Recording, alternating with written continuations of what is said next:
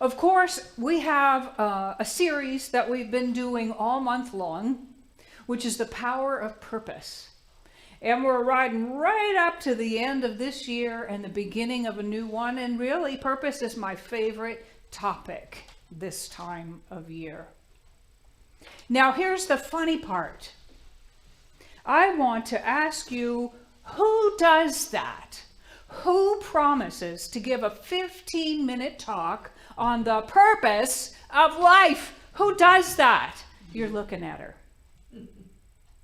Who does that? Who sets herself up unknowingly, I really didn't think about it, to write this 15-minute talk on the purpose of life on Christmas morning? Who does that?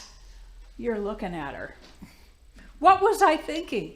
Apparently, I wasn't thinking very much. I was actually thinking about cooking dinner and I don't know. I just kind of, sometimes, when you go on a trip and you leave out a whole patch that's going to take you more time, you just forget that patch. I forgot that patch. So here I am. I had planned, by the way, to talk about the law of Dharma and life purpose, which I know a lot about. It's from a Hindu teaching that Deepak Chopra does a lovely job of in his book, The 7 Spiritual Laws of Success. It's one of my favorites. I could talk about that with my hands tied behind my back, because we don't use your hands, I don't use mine to talk. Anyway, something possessed me instead to go down the rabbit hole, a serious detour. And that was to just take a peek, what the heck, at Ernest Holmes' definition of life in the glossary of that Science of Mind textbook. I mean, how hard could it be, she asked. It's just a few paragraphs. Well, remember, these few paragraphs are the summation, the distillation of Ernest Holmes' life's work on the subject, which in turn are a distillation of the life's work of several master teachers on the subject, which are distillations of all of the revelations about the meaning of life since the beginning of recorded time. So those few paragraphs pulled me down the rabbit hole, and I was there for 3 hours. 3 hours watching the clock go by, watching it tick, so to speak, thinking, oh no, how am I ever going to escape from this and get back where I need to be by this time of day on a Saturday, Christmas or not? Well, in the Alice in Wonderland thing, there's this thing called a trap door. So what I equate it with, whether I'm right about the meaning or not, is that I finally escaped through the trap door of a new choice. I practiced what I teach, I took a deep breath, and I made a new choice. And that choice was to talk about what I planned to talk about in the first place. But let me tell you a little bit of what I learned while I was on that detour. Life is to be lived. The purpose of life is to live it. And life is every imaginable possibility. Here's a little bit. This was the rabbit hole part. So I might as well get, my money's worth from this trip, right? What life is whatever we wish and choose it to be. Now, we have volition, which comes from the Latin meaning I wish. Isn't that cool? Okay. And that means also to decide or to choose after deliberation. So we have this power of self-reflection, and we get to choose. We also have self-will with a capital S, which is really funny because I hang out with some people who give self-will a really bad rap and say we ought to just give it up. But we have self-will with a capital S, which is our spiritual self plus will. Here's what will means: a decision coming to execution. Now, I don't really like that word very much, so I have in here parentheses, about to be acted on. A decision about to be acted on. That's what our will is really doing. That's what it's up to when it's operating. So our spiritual self plus a decision about to be acted on is this will to determine by an active choice what we're gonna do. Okay? So we get to wish and choose as part of our spiritual makeup and to act on those choices. So obviously we can make some pretty wonderful things happen, right, when we choose from our spiritual self, again, whatever you choose to call that, your higher self, your natural self, your perfect self, your intelligent self, your loving self, your good self, whatever you want to call it, your cosmic self. Or we can make some messes galore when we choose in spite of that. You know those times when we don't listen to that still small voice and we're, I'll do it myself, and we ignore the signs that it's not going to go well, and we press on and we end up with a mess.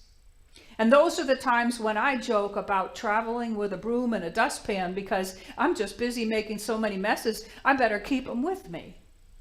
But we don't have to do it that way. So we get to choose about this too. We get to choose whether we listen to our spiritual self when we use our will, our volition, when we make choices and decisions and take action, or not, because we're free, right? That's the whole concept of free will. We get to do whatever we want and be sure we will get the consequences, the things which come after whichever set of choices we make and whichever set of actions we take. That is how the universe polices itself. I remember my mother telling me that because the universe polices itself, none of us need to bother thinking that we're deputized and we got to run around, correcting everybody. This stuff automatically gives us the outcomes of the choices that we make. So life is whatever we wish and choose it to be, and our job is to make and act on those choices. So let's take a look at the law of Dharma and life purpose, or life purpose. We Westerners call it life purpose. Obviously, its original term is Dharma. Here are a few of the components of that. Like I said, it's one of my favorite topics. Throughout our lives, we discover by now that we're kind of good at some things. In fact, we might be really good at a few things. We also discover that when we do those things, we experience joy. And you know what? When we discover what we're good at and we do those things and we experience joy, would you believe that our outcomes are our best work?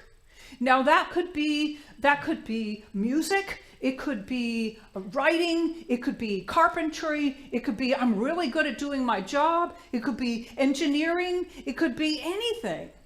We have a knack for something. And when we do that something, we experience joy. And wouldn't you know, we create the best outcomes. Wouldn't you love it if your HR department at your job said those were the criteria for your job description for putting you in the right place? Some of them actually do now, I think, because they're so much more progressive. I remember when I first went to a guidance counselor, not the one in high school, but the first one in college.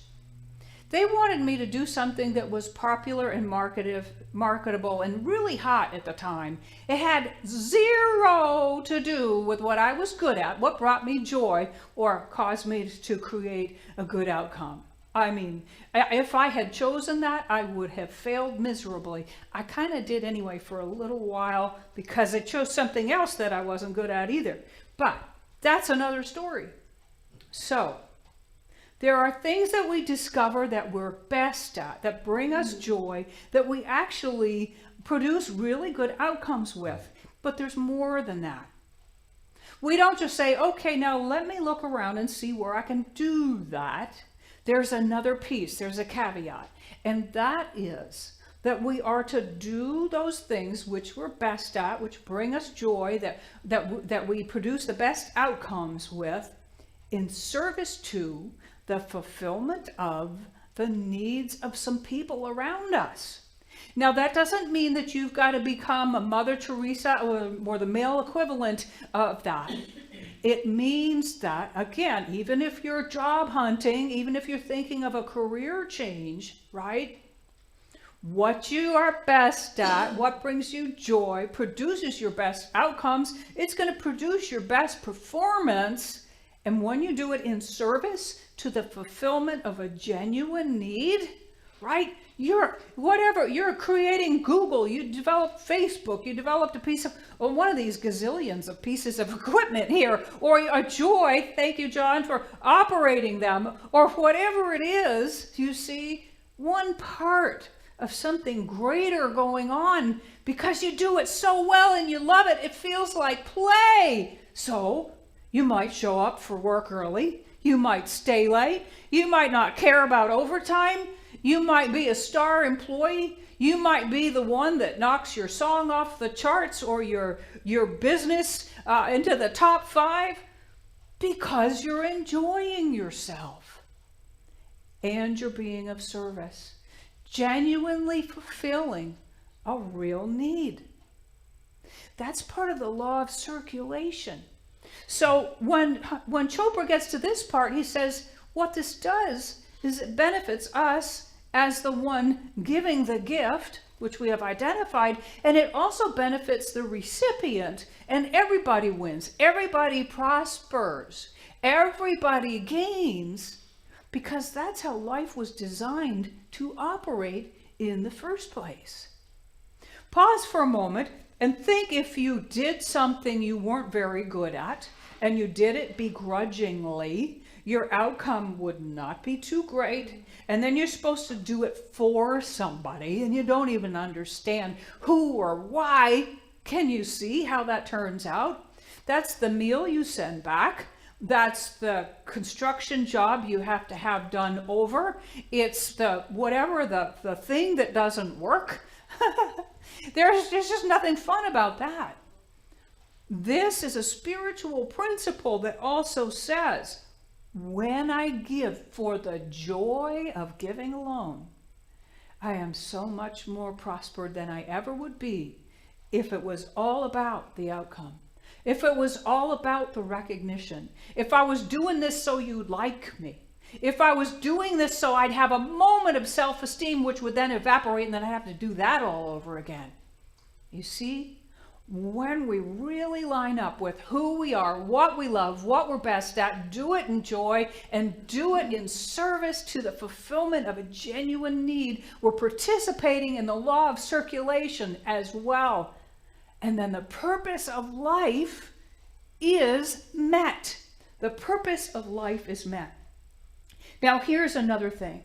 Contrary to popular belief, it is not selfish to be who you are and do what you love. In fact, I would say it's selfish not to. Do you know why that is?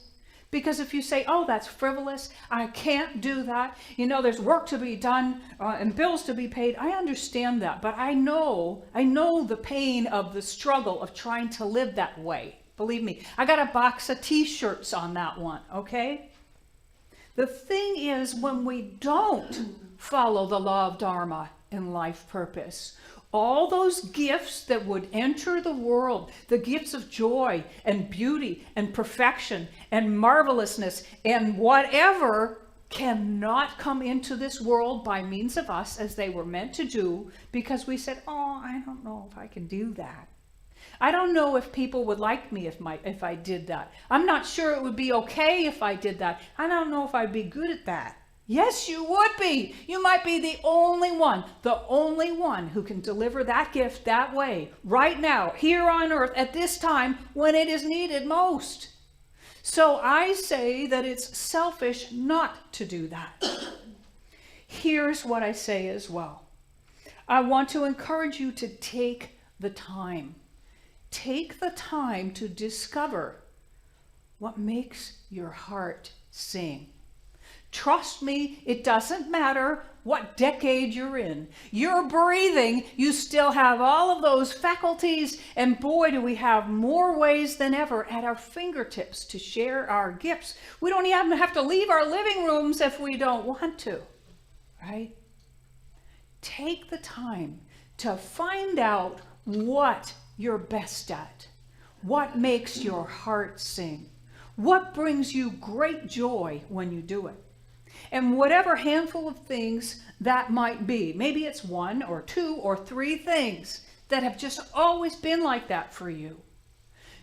Do them with joy. Make space. Get whatever. You need a studio, mark off a room, mark off some time on your calendar without interruption, people, right? Get the supplies you need. Sometimes the support you need is to be left alone. And sometimes the support you need is for someone to listen while you practice or whatever it is. Line up everything you need. Do those things with joy, and you will know. Just pause and say, who would love to hear this or read this or experience this? It could be something that you drop off that somebody can eat, or it could be something that you perform that someone could hear. You know, I mean, gosh, the possibilities are endless. And then what happens is you fill up with those gifts, and so do the people that you share them with. This is the purpose of life. This is how all that good stuff gets here. By means of you and me. By means of you and me. Through those gifts. Through that joy. Through that activity. Can you imagine a workplace, a family, a company, a planet operating on these parameters?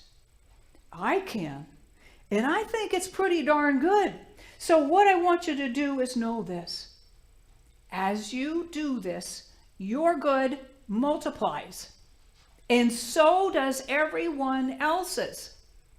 And that, my friends, is the purpose of life. And so it is.